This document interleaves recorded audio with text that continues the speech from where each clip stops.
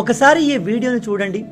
కేవలం ఒక 12 ఏళ్ల పిల్లాడు మండుటెండలో ఇటుక బడ్డలో పనిచేస్తున్నాడు. కాళ్లకు చెప్పులు లేవు, తలపైన ఎటువంటి క్యాప్ క్లాత్ ఏదీ లేదు. జస్ట్ ఎండలో ఆ మట్టిలో పరిగెత్తుకుంటూ పనిచేస్తున్నాడు. చూడ్డానికి చిన్న బాలుడే, కానీ అతని జీవితంలో బాల్యం లేదు. ఇప్పుడు ఈ ఫోటో చూడండి. సేమ్ అదే ఏజ్లో ఉన్న ఇంకో పిల్లోడు మంచి కంఫర్టబుల్ చైర్లో ఏసీ రూమ్లో కూర్చొని చదువుకుంటున్నాడు. లైఫ్లో ఒక డ్రీమ్ పెట్టుకొని దానికోసం ప్రిపేర్ అవుతున్నాడు. ఇప్పుడు చెప్పండి, మండుటెండలో దుమ్ములో ఇటుక బట్టిలో పనిచేయడం కష్టమా, ఏసీ రూమ్లో కూర్చొని చదవడం కష్టమా? ఈ రెండింటిని కంపేర్ చేస్తే అసలు చదువు అనేది కష్టమే కాదు. కానీ ఇప్పటికీ మన దేశంలో ఎంతో మంది పిల్లలకు చదువుకునే అవకాశం లేదు. ఎందుకంటే వాళ్ళ ఆర్థిక కుటుంబ పరిస్థితులు అలా ఉంటాయి.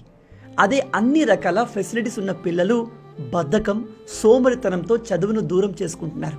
గుర్తుపెట్టుకోండి, మీకు మీ తల్లిదండ్రులు చదువుకోవడానికి పంపిస్తున్నారు, మంచి స్కూల్ కాలేజీని ప్రొవైడ్ చేస్తున్నారు, మీకు కావలసిన అన్ని అవసరాలు చూసుకుంటున్నారు అంటే అది మీకు దేవుడు ఇచ్చిన అతిపెద్ద వరం.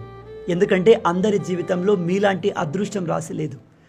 ఎండలో పనిచేస్తున్న ఈ పిల్లాడికి కూడా చదువుకోవాలి అనే ఆశ ఉండొచ్చు. తను కూడా బాగా చదువుకొని జీవితంలో సక్సెస్ అవ్వాలి, ఉద్యోగం చేయాలి అని ఆశపడుతుండొచ్చు. కానీ అతని దురదృష్టం, కుటుంబ పరిస్థితులు, ఆర్థిక పరిస్థితులు తనని చదువు నుంచి దూరం చేసేశాయి. కానీ మీరు ఇలాంటి అదృష్టవంతులైతే, మీ తల్లిదండ్రులు మీకోసం ఏదైనా ఇవ్వడానికి రెడీగా ఉంటే దయచేసి అలాంటి ఒక గొప్ప అవకాశాన్ని వదులుకోకండి. ఎందుకంటే మళ్ళీ చెప్తున్నాను, చదువు అనేది కష్టం కాదు, అది మీకు దేవుడు ఇచ్చిన ఒక గొప్ప అవకాశం.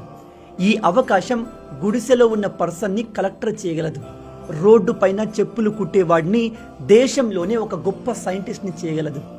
అందుకే మీకు చదవడం కష్టం అనిపించిన ప్రతిసారి ఈ 2 ఫొటోస్ని చూడండి. ఈ వీడియోని ప్రజెంట్ చదువుకుంటున్నా లేదా కాంపిటేటివ్ ఎగ్జామ్కి ప్రిపేర్ అవుతున్నా మీ ఫ్రెండ్స్ అందరితో షేర్ చేయండి.